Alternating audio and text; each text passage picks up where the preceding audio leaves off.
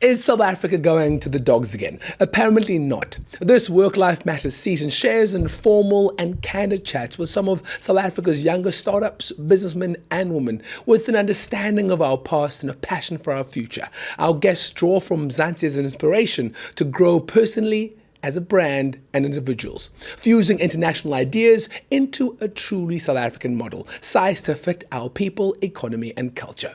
Next up in this episode, we have Virginia Blaser, former United States diplomat to South Africa. And she says that this is the best place to stay. Virginia Blaser, how are you? I'm so great, so thanks for having me. I found a line here on being America's least diplomatic diplomat. After speaking to you before the interview, I was like, definitely, this is a great line. Tell me about you. We're just going to have a great conversation. Let's go. Thanks for that great introduction, Siv. I mean, I was a diplomat, U.S. diplomat for 34 years. My final assignment was as the American Consul General here in Cape Town, overseeing all of our relations with the Eastern, Northern, Western Cape and Parliament. So that was my last assignment. I was an acting U.S. ambassador in 5 countries in Africa and sort of had tours all over the place, Europe. Name all your countries that you've been. Madrid, Brussels, London. These are the capitals, of course, where the embassies are.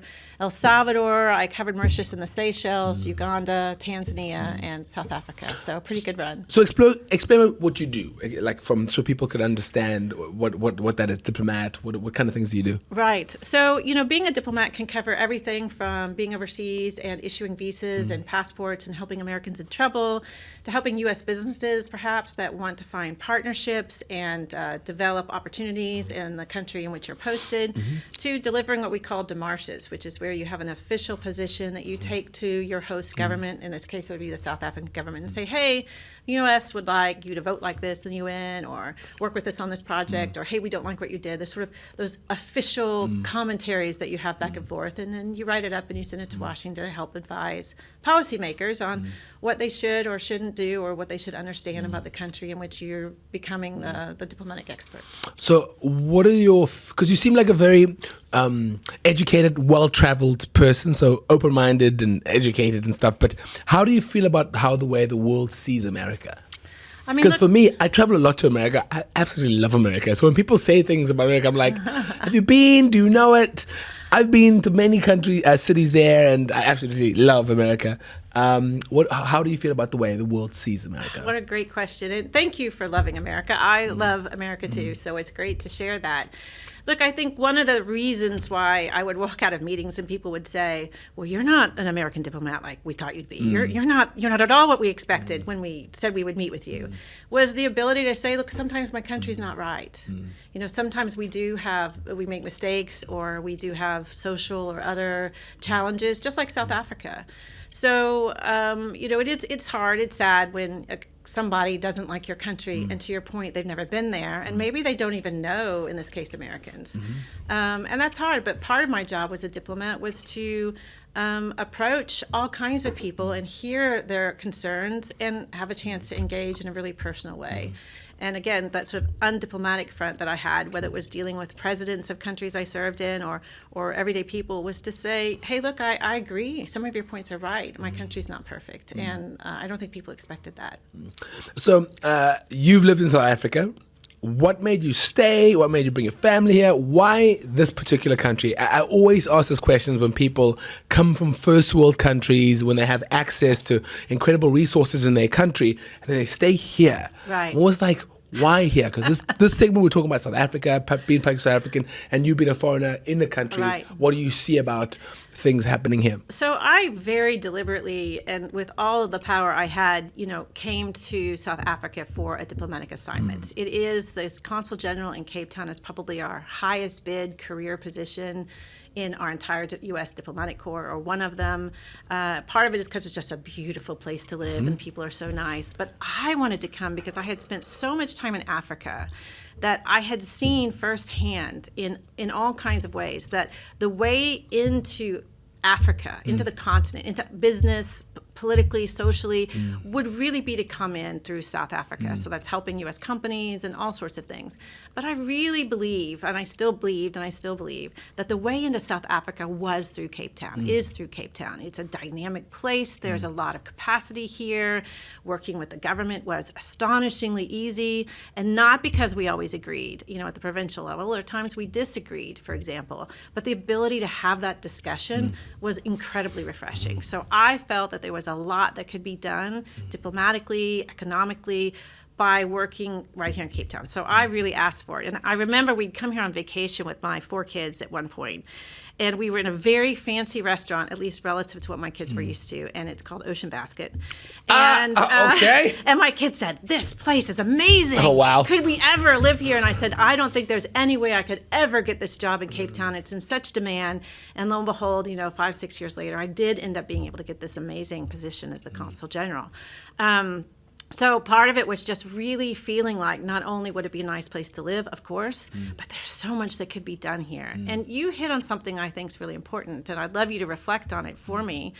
But this idea of how much you like America, I think there's a real synergy between America and South Africa, and even better, between Americans and South Africans.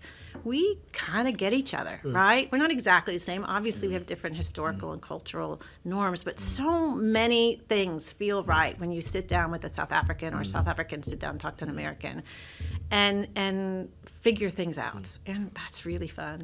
For me, what do you think is the thing that you're most proud of being an American doing your job here?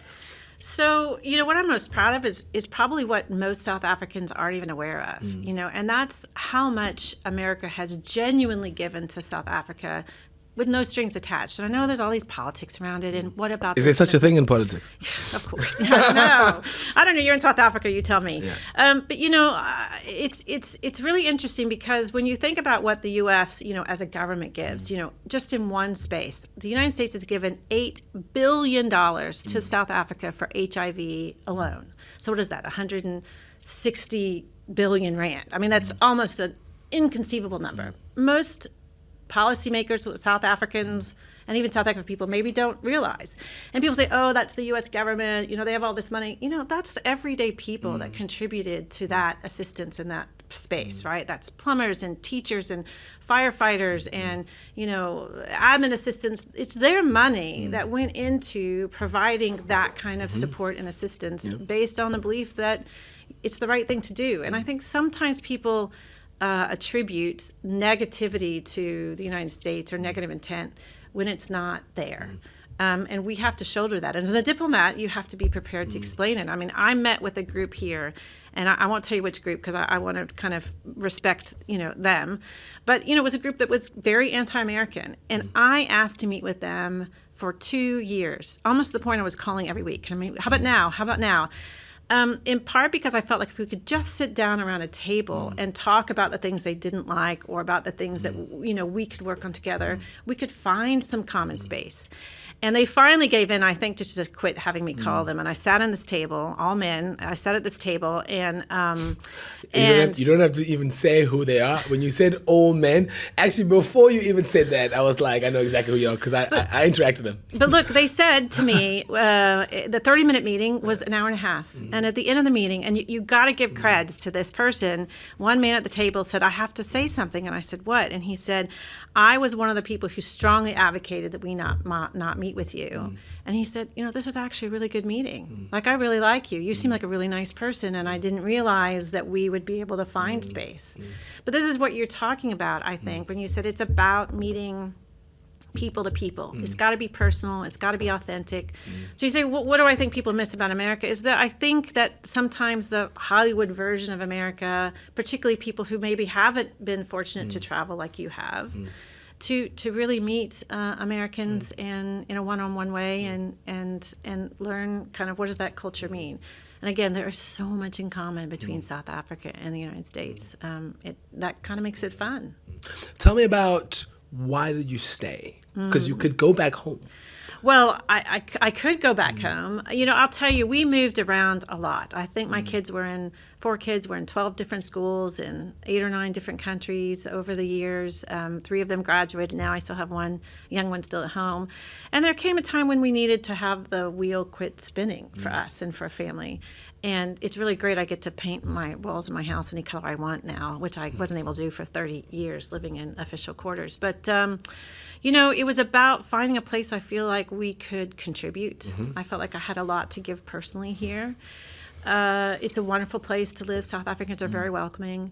My husband and I traveled around the U.S. when we would have breaks, trying to find that place where we fit. Does that make sense to you? We went to the West Coast. We went to Maine, trying to fit in a place we could retire. And, you know, we didn't fit anywhere, even in our own country, as sort of lifelong expats.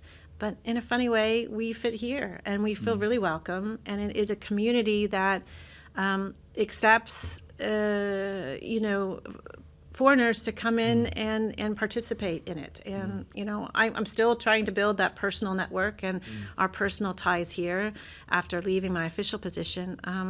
But it just fit us. It made us happy to be here, even with the social, political, and other challenges South Africa faces. And it does, you know that. There's such promise here. There's such potential here. It's exciting, and maybe we can contribute to it in a positive way. Okay, let's dig deep into the hard ones, the hard questions. So you've said something about potential, like, and for the last 30 years, that's what everyone's been talking about when it comes to South Africa. Continuous potential. Now you have a 13-year-old, right? How much longer are you going to talk to your son or your daughter about potential?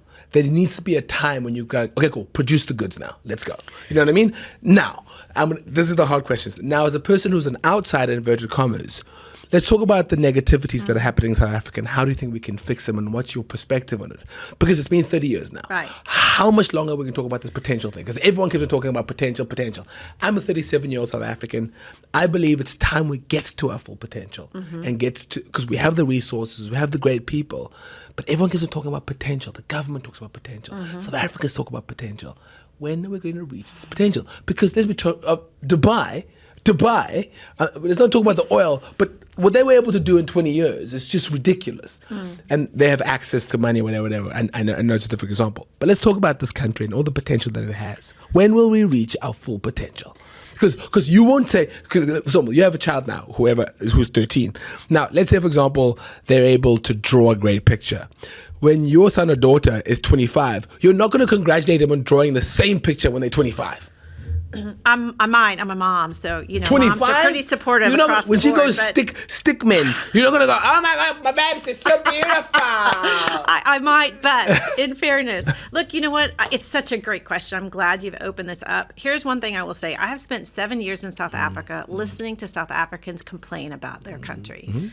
At the same time, they love their country, and there's this real thread of patriotism and pride in South Africa. So it's sort of a weird juxtaposition, isn't it? And I'm very patriotic. I'm very very proudful of this country. Yeah. I'm very harsh on it as well. And look, here's the thing. One of the things that I would try to remind my colleagues in Washington or in other agencies who would get frustrated dealing with the South African government and problems in South Africa is to remind them, and I will remind you, your country is only a 29-year-old democracy. Agreed. Right? The United States is 9 times older, democratically speaking, than South Africa. And we have problems with corruption and socio challenges and all kinds of things. So the one thing I would say is, you know, 29 is not very old for a democracy, and there's so much that's already in place that you can build from. You have a strong, modern constitution. Independent parties have said over and over again, your elections are free and fair, both at the parliamentary level and at the national level. Those are pretty good marks for a young democracy. And you have to kind of give yourselves credit for that. The other thing is look around. It's a beautiful country. You have lots of resources. There is good infrastructure. But when does the potential start to become realized? You know, there's a really easy, I think, answer to that. And I want to go, and I will admit up front, it's sort of misplacing the quote, but Stephen Biko said once that the strongest tool of the oppressor is the mindset of the oppressed. Now, that was in a different time, in a different context, but if I can just take a sliver of that comment and put it back to you and say, what will happen in terms of whether South Africans say, no, it is not acceptable to have load shedding. No, it is not acceptable that our education program isn't strong enough. No, this and this and this. These things that we all know, even as foreigners that live here and love the country and you, are problems here. When everyday South Africans consider those acceptable standards, then that's when you have a problem. How do you overcome that? For good heavens, you vote. You become an informed voter. You let your public members, whether they're your ward councilor or the president, know how you feel as a citizen of this country, and you're loud and proud to do it. You have the tools available in your Constitution to protest legally, to assemble legally. Those are tools that are very important in a robust democracy and one that needs to grow.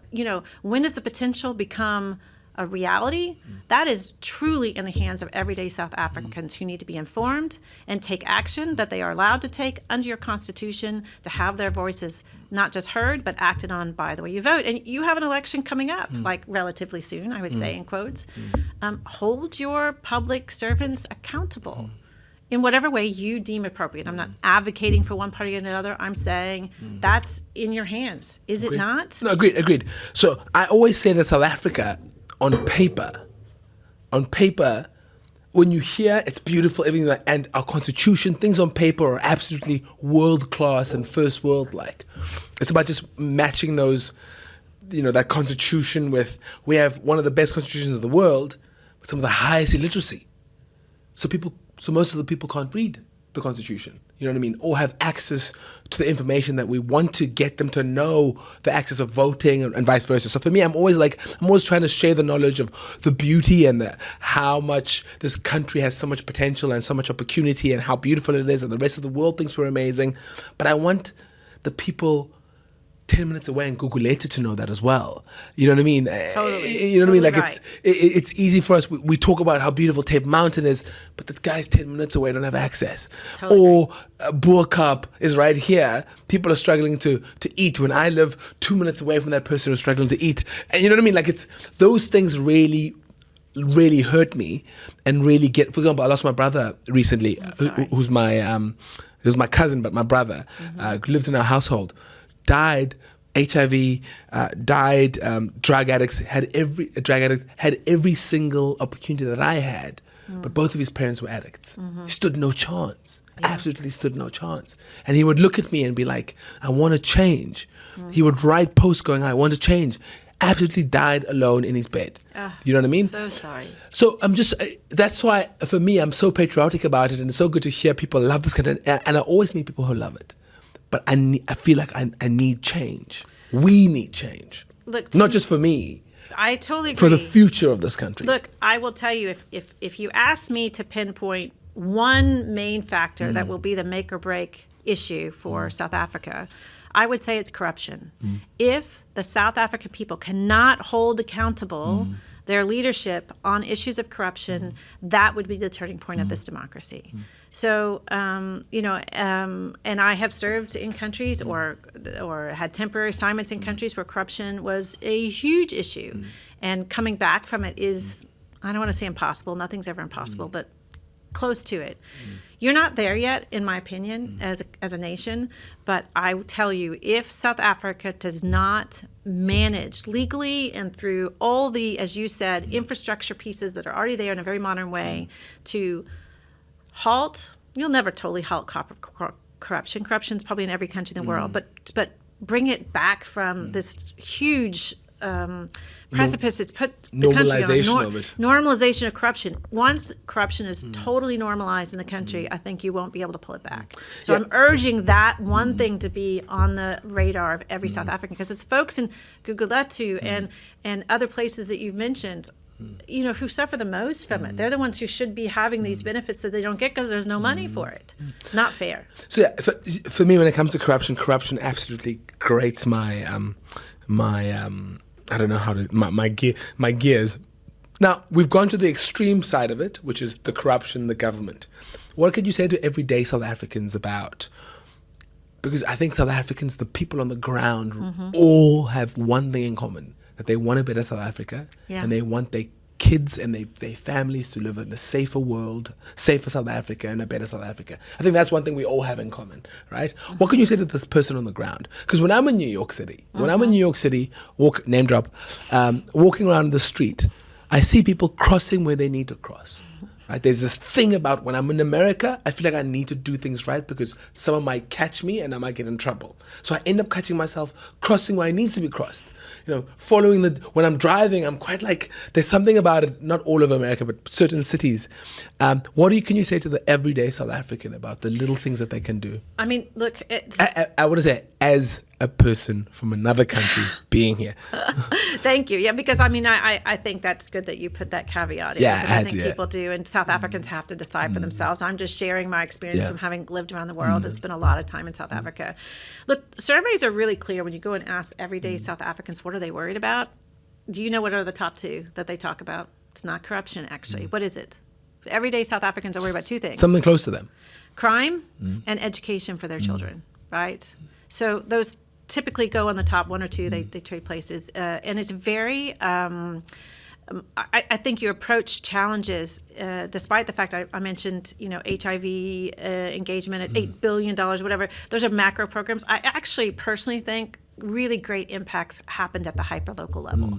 It's things like the NGO that you're working on for girls, right? It's really focusing on a very specific problem over which you or your community or your family can have some impact and work at that hyper-local level. Engage, care, get involved, and I think that's important. I will tell you, despite the negatives and how many South Africans, complain a lot about South Africa, I have a lot of faith in South Africa. I do, because I have met so many South Africans who have this drive, this spirit, as you said, to make this country better. Good people at all levels, not just in government, but in everyday society, in small communities, in the townships. People who are doing amazing things with such heart and drive and sacrifice. It gives me enormous faith in what not South Africa could be, but what South Africa will be. But we just can't let those lights go out, right? We need to continue to encourage those voices to be present and to be heard and to have bandwidth to continue to communicate. Again, what do I say to? I wouldn't even say everyday South Africans, anywhere in the world. I think you act at a micro level. You act within your community. And that's where I think you can feel and see that feedback and influence others. So for me, ending off, this is a great conversation. Thank you so much for all the passion. It makes me love my country even more. But for me, my biggest goal is that South Africans can love the country and work towards helping the country as much as they have the patriotism when we had the 2010 World Cup here, when the Rugby World Cup is on, when the cricket is on, there's something about sport in South Africa that brings us together in a weird, like, and I don't know, it's Nelson Mandela's fault because he was able to see the